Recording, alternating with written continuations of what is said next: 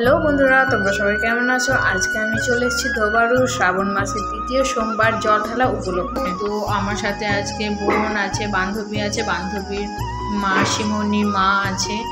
তো এটা তো আমার বান্ধবী অতসী, ওটা বোন।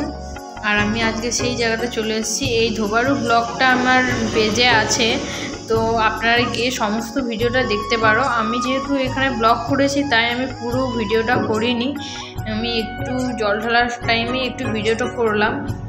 এই ধোবারুতে আসার একটা কারণ আছে, কারণ এখানে একদমই ভিড় হয় না, খুব কমই ভিড় হয় এবং শান্তি আর ভক্তি ভরে পুজো দেওয়া হয়।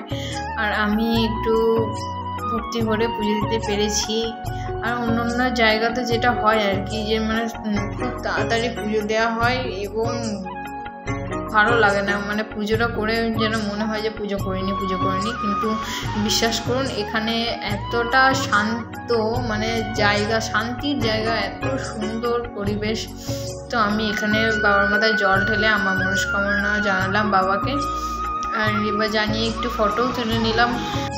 আর এই মাকে যে দেখছো, এই মায়ের আমার ব্লগে আছে, দেখবে।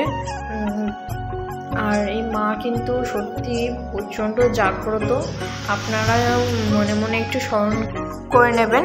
আর আমাদের মোটামুটি অনেক কটা ফটো তোলা হয়ে গেল, তো আমরা এবার বাড়ির দিকে রওনা দিই, কারণ অনেকক্ষণ ধরে কিছু খাওয়া হয়নি আর শরীরটা একটু খারাপ লাগছিলো। তো আমরা এখন দেরি না করে এখন বাড়ি চলে যাই।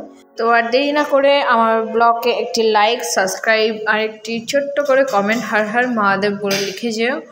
তো দেখা হচ্ছে আমার নেক্সট ভিডিওতে। ভালো থাকবেন সবাই।